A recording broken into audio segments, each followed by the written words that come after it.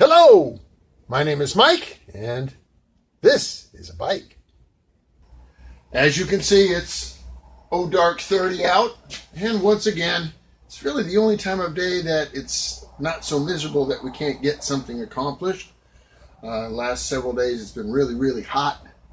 So, kind of laid out the wire harness, kind of sort of trying to figure out how it's routed. Again, I got a lot of stuff ordered. I can't really put it in place until the rear mount arrives and the battery box arrives and some other stuff like that. One of the things I decided I could do while I'm waiting for this neck bearing is I'm going to go ahead and pull these forks out, and I'm going to take them to my buddy's auto shop, his body shop, and see if he can't do something with this damaged chrome, put a little bit of paint down on these fork ends. They're really horrible. What I thought I would do is get these really nice chrome covers that Kuryakin used to make for Victory. Operative word, used to make. I can't find a pair of them anywhere. They used to be pretty commonly found, but unfortunately, you know, with Victory closing their doors, there's really no market per se. Don't really understand that because, well, just because they stopped making them doesn't mean people stop owning them or that people stop working on them and trying to make them better. So you would think they would make them a little bit longer than that, but I digress once again.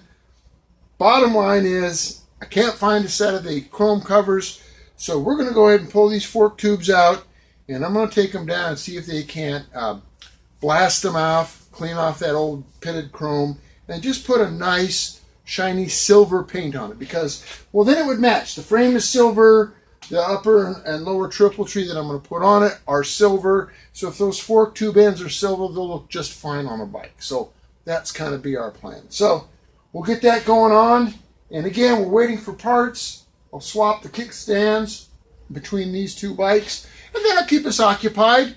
Hopefully within the next couple of days, more parts will arrive and more things can be done.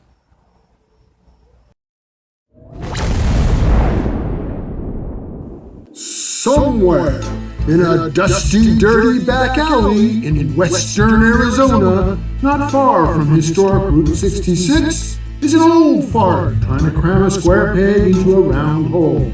He'll work on anything, just as long as it's got at least two cool wheels.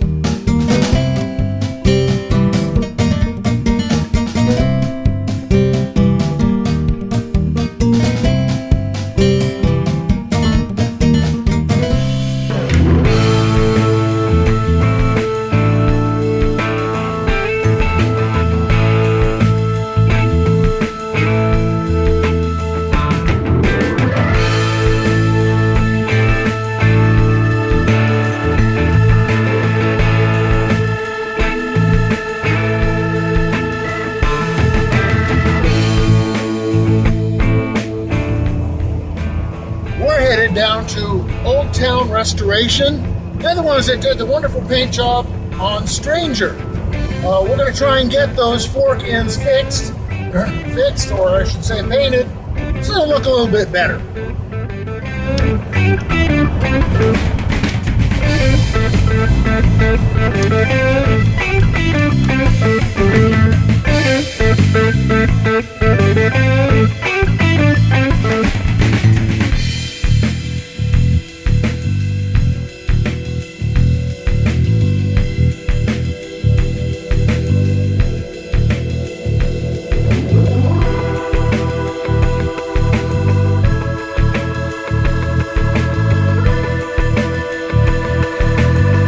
This is Colt. Colt, how you doing, buddy? Good. How you doing, Mike? I got a little side project for you if you've got a little time. I've got a pair of forks that need a little love. Come on over here, take a look here, show you what I've got. So this is a Project Victory. You know me and my victories. And I wanted to see, because the chrome is absolute junk on these, I wanted to know if you could like blast these off and get them to a semi-smooth surface and then just paint them silver. You know, a silver paint with a clear coat. Yeah. Somebody shot them black, but it looks like crap. I can get it down a lot more than that. And then if you would also, they got overspray in a lot of places. They got, if you would see like this glob of paint here, I could take an abrasive to that, but I don't want to damage the surface metal. So I think you guys might have some like acetone or something that might take that off. Some thinner and some steel wool. So anyway, I'm going to leave these with you, and when you get a chance, see if you can make them look a little bit better. I'd appreciate it. No problem, sir. Colt's ride. It's a 66 Pontiac Catalina. How many miles are on it, Colt? 69,000. Original miles. And of course, but that's not good enough. He had to go and put an amazing paint job on it.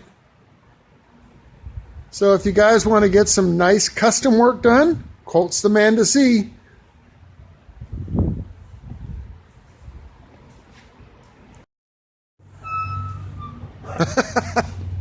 So we did all that. Yeah. Just be careful, don't turn it up all the way. You're going to have a hard time finding a new back glass for it. Oh, God, yeah.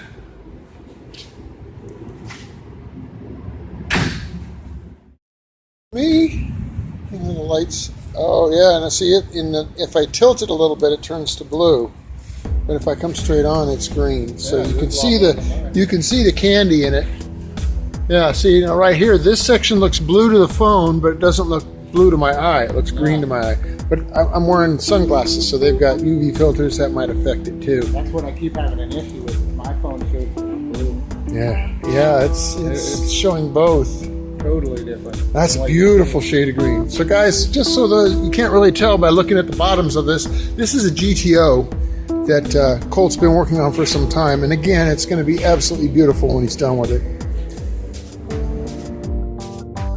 So this is Colt's own personal transportation here. As you can see, there's a huge attention to detail. And in fact, this bike won an award at last year's bike show. Does some really, really good work.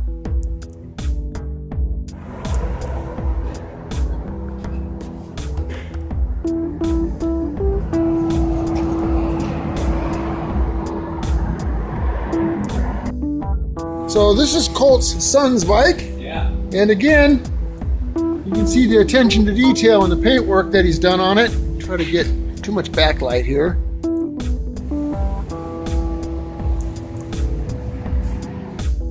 And if you're a fan of the whole, cranium thing, well, we've got skulls for you. Lots of them.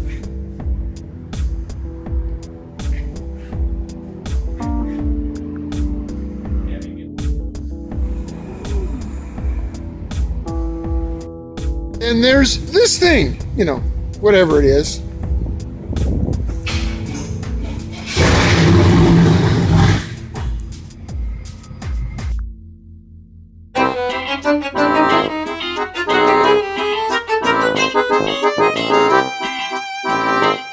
Well, some of the parts are starting to trickle in for this project. The neck bearings have arrived, and we can go ahead and put a neck bearing on this, and then we'll put it back onto the frame with the new bearings, and that way when the forks are back from the paint shop, we'll be able to install them right away and put our front end back together. Now, I don't have a press. That might be a problem, especially with this surface all buggered up. I filed it as smooth and as round as I could get it, but I may have a little difficulty getting that bearing installed.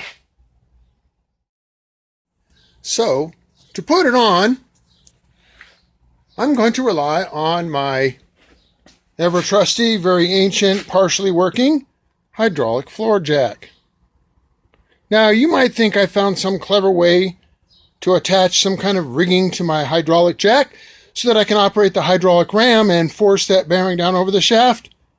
Nah, it's actually a little more primitive than that.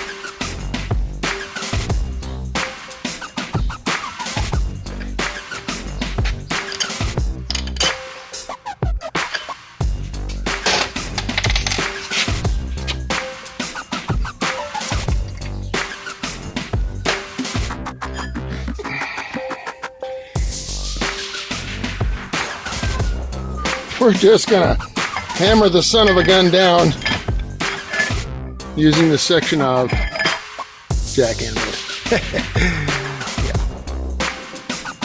Now, normally what I like to do is totally forget and eliminate this seal, because even though it's needed, well, I always forget the damn thing. And then you gotta fight to get this bastard back off again in order to put the seal on. Now, this time, well, I'm going against my normal routine. I actually put the seal in first and actually remembered the darn thing. And now we will just, go ahead and help this bearing into place.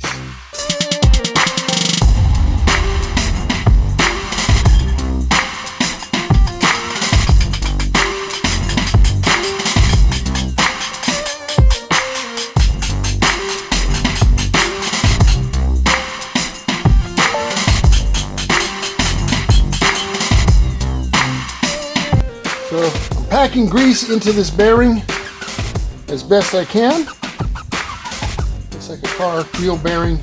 Just want to cram it down into the cage. Get as much grease in it as you possibly can before reassembling it back into the nut. Now, I didn't change the race. I could have changed the race. I got a new race, but there's nothing wrong with the old one. And I, of course, put a little bit of grease on that race as well. And then we'll put it all back together.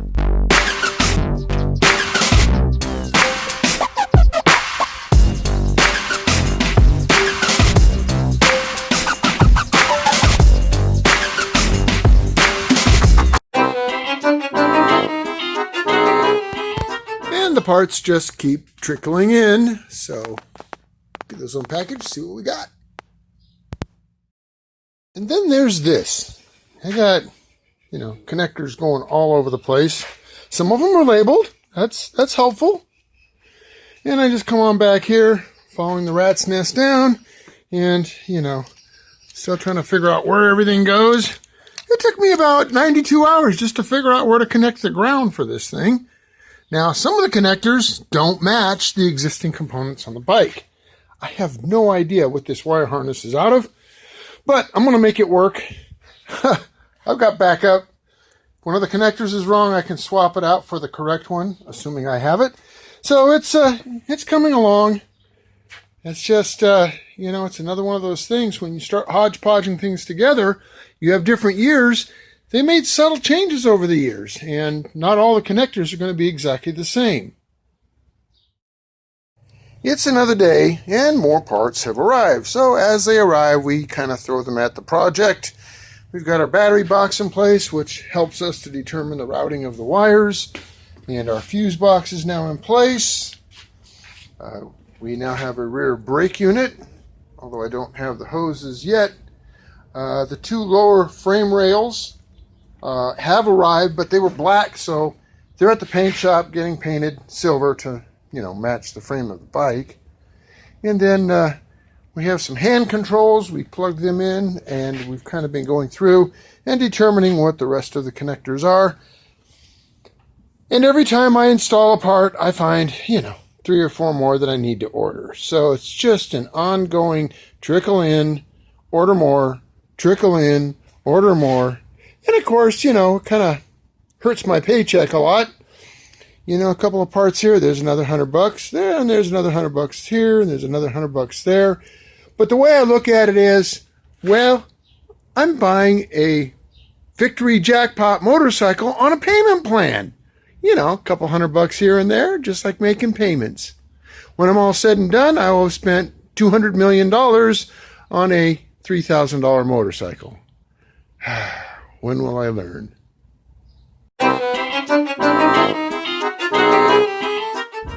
Well, look what just came back from the paint shop. Oh my goodness. So much better than that pitted chrome with black spray paint. So, now they match the frame on the bike. And there's our lower frame segments. I think it's going to turn out pretty darn good. We'll get those mounted here real soon. Alrighty, we got some more parts, and I think we have enough parts where we could actually get this thing to fire off. Now, I don't have a complete fuel system yet. I do have a fuel pump, but I don't have a fuel tank. Well, you know, the platinum line gold-plated tanks on eBay, I just can't afford them right now. But at least we can get it to pop with a little bit of, you know, spray in the carburetor type stuff. I got an ignition switch, and what I wanted to show you guys was, well, this ignition switch, if you look at the housing, is completely identical to a Victory ignition switch. Now, the fellers on eBay, they wanted $100 for an ignition switch. Used one. This is brand new. And it was $40. It's actually a switch for a Kawasaki. So, the wire harness is slightly different. But fortunately for me, I'm a pack rat, and I saved an old broken ignition switch here. And the switch plate on the back here is still good. Just held on by a couple of screws, and this will plug right into my Victory harness. So that's why I save crap like this. But the housing itself is absolutely identical. You can see the housing here. So this will bolt right in. I'll swap out this switch plate. It's just one of those things, you know, if you're real observant. You know, I happened to be hanging out with a friend who's got a Kawasaki, and I looked at his ignition switch and said, hey, that looks like a Victory ignition switch. And it's the same manufacturer makes the switches for both companies. Now, another thing I made a huge mistake on was, well, when I put the back wheel on, remember I couldn't find a belt to fit it? Turns out they don't make a belt to fit it, and that's because, well, I had the right belt, I just had the wrong pulley. That pulley is too small. It's made for the V92 series, and with a larger sprocket in the front, it's not going to work. So I actually had to break down and buy the correct pulley. That's this guy right here. And, well, that set me back another $75. And being a cheapskate, well, ouch, that hurt my wallet. You know, I keep saying this bike is nickeling and diming me to death. I wish it would nickel and dime me to death. No. It's $50 and hundoing me to death. I mean, everything is, you know, adding up. But as you can see, I got the painted forks shoved back into the lower triple tree. And so I think what we're going to do is we're just going to speed things up here. I'm going to throw a bunch of parts on this thing, and hopefully we'll get it to the point where we can push a button. You know, I did find some hand controls. We'll be able to push a button and get it to fire off, and that'll be a major milestone. And then we'll probably end this video. We won't be able to get it to the riding point yet, but at least we'll get it to the point where we can make it make some noise. I have three lessons for you all to remember. First of all, looks can be deceiving. Second of all, never follow the advice of a cheapskate like me. And third of all, don't do what I do, because, well, it doesn't always pan out. What I'm referring to is, well, I mentioned that this ignition switch looked like the Victory switch, and the housing indeed is the same shape, but the internal contacts are entirely different. So I took it apart, I tried to transfer the cylinder, I tried to transfer the contact plate, none of it would line up, nothing was the same. So what I ended up doing instead, because I still need an ignition switch, is I just, you know, spliced the wires together. The only drawback is I won't have a park light position, which not something I use anyway. It's more for like emergencies and stuff. I'll still have ignition, I'll still have taillights and all that like I always did. I'll just, you know, have to forfeit the one function. It'll still work as an ignition switch. And another thing I did in an effort to get an ignition system together is Well, I only had one of the coils, and it turns out Ford uses the same coil in some of their Tauruses, so I got a Ford part, and it does indeed match. And then I got a couple of the old plug wires from the Rusty Grenade. The wires themselves are okay, the boots were really bad, so I bought some cheap-ass boots and put, new boots on it. So I got a couple of coils, I got an ignition switch. My ECM is already mounted. All I have to do now is mount my starter solenoid and connect my starter cable. Oh yeah, and I got to connect my fuel injectors and my throttle body and a few other things. We should be able to make it pop. I got so many things.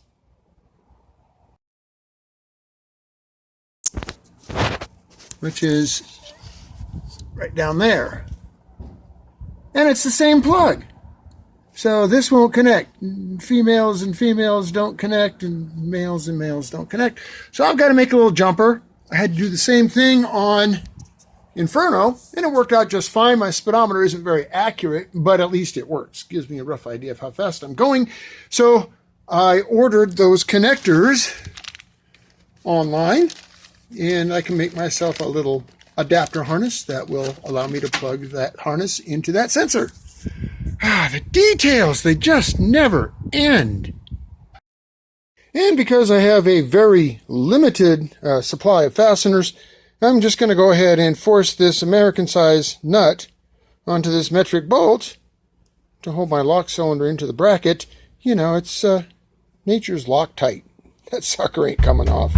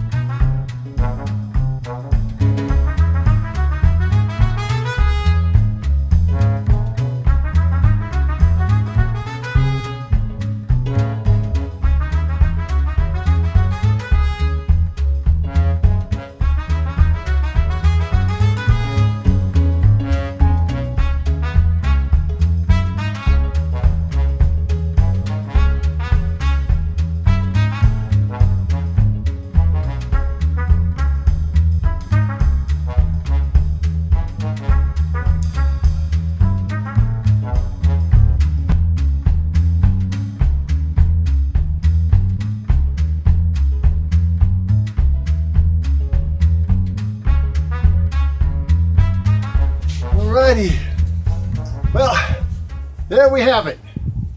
We have a roller once again, and this time though, last time was kind of a mock-up. Well, this time it's somewhat assembled. Now, as we're putting this video together, there's a lot of stuff you guys might notice suddenly appear on the bike or suddenly disappear from the bike. And no, that's not magic gremlins. That's because, well, putting something like this together has a ton of trial and error. Put a bolt in, take it out, too long, find a different one. Go to the hardware store, cut one off. Add a part, remove a part. Wrong part, go get a different part. It never ends. So we've condensed it a lot to try and make it more watchable for you guys because, well, this video is supposed to be about building a bike, not supposed to be some kind of way to lull you to sleep. So that being said, we're going to put the throttle body back on it. I don't have a fuel system, but with the throttle body on it, we'll be able to shoot a little juice into that intake and get it to pop, fire off, if everything's hooked up right.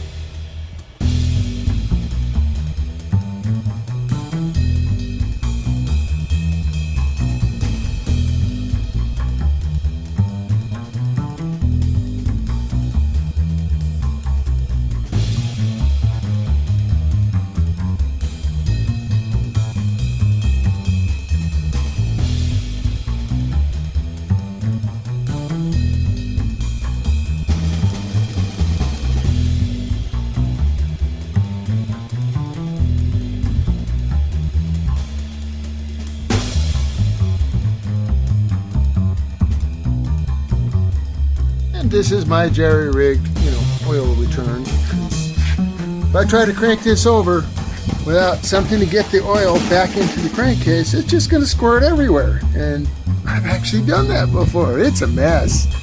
So since I don't have an oil cooler, we'll just, piece of hose. It works.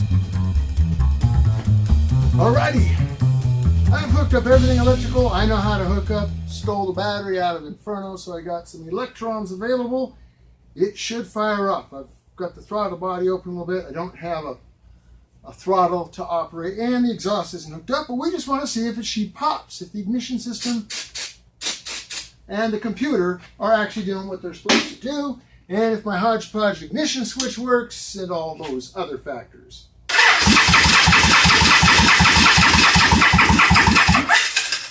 Well, it's cranking, but no pop.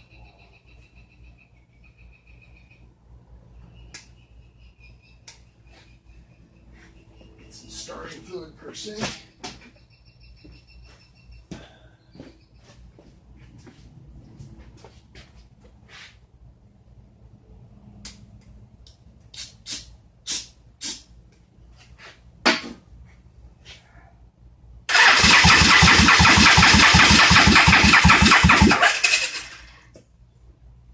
And we're squirting oil everywhere. Well, the oil pump works. I jerry-rigged a bypass because I don't have the proper oil cooler for it yet, but she's not popping, so it's like she's not getting spark.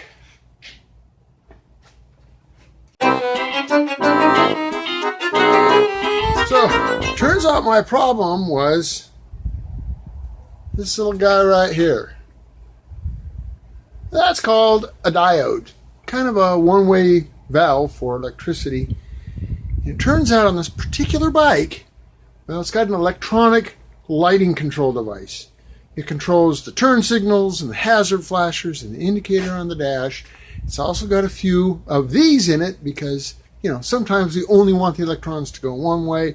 If they go the opposite way, they can cause problems. So it doesn't have that turn module as part of the harness. It's a plug-in component. Everybody thinks that the gold and platinum in it is worth far more than the current market price of gold, so I didn't buy one. So I got to looking at the schematic, and lo and behold, power from my kill switch goes to that module, and then from there to the ignition relay. So I'm going to put this little bugger in, and I should be able to get electrons flowing, well, in the right direction. Well, thank goodness for schematics, because, well, that's not something I would have ever have expected to interfere with, the the ECM and stuff. That's supposed to be for lights. I'm not worried about lights yet. But without that in place, well, the main relay doesn't ignite and the main relay doesn't engage, and the fuel pump relay doesn't engage. And look what else came on.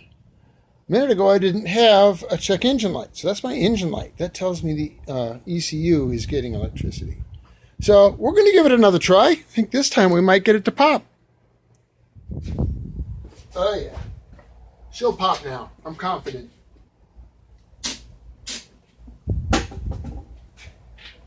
Here we go.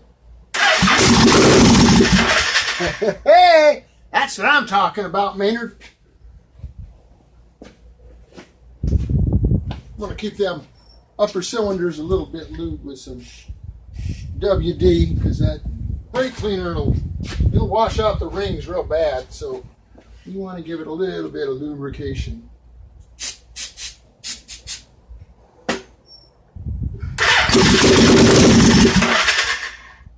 Well, doggone it, she's a runner.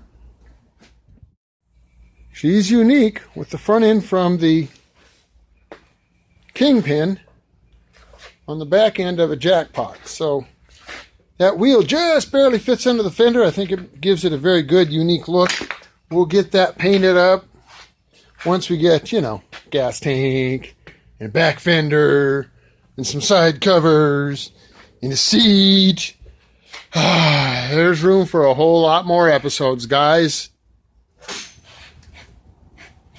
So that's going to do it for this episode of the Ikea Jackpot series. It's a series. It's just an ongoing battle is what it is. But I'll spend a couple of $100 million on some additional parts, and hopefully I'll be able to get a good price on them. But what I'm seeing more and more is the salvage places that have the lesser expensive parts, they're sold out because, first come, first serve, and all the good price stuff is gone. So the only things that are still up on eBay are from the salvage yards that want a little bit more money for the parts. And a lot of them have been online for over a year, and they're not selling because the cheaper ones were still there. Well, they're gone now. And the guys that have the higher price parts know that, don't have a lot of choice. Even if you go to an authorized Victory dealer, which I often do to get part numbers and so forth, damn, half the part numbers are discontinued. It's ridiculous. So, Victory did say that they would continue, or I should say Polaris did say they would continue to make parts for their bikes up until 2027, but they didn't say which ones. So you might be able to get parts for a, 2017 cross country, but good luck finding parts for a 2006 Jackpot. Anyway, I digress like I often do. Please join me in the next episode, and hopefully by then we will have ironed some more of the wrinkles out, come up with some remaining parts, and who knows, we might even take this wide-tired beast out for a little ride. So, come on back, and don't forget to like, subscribe, and share. Please tell your friends about my channel. I kind of need the help to get it to grow because, if I can get a little bit of monetization from old YouTube, heck, I can afford to buy, parts for obsolete motorcycles. Won't be such a burden on me. Thanks for watching.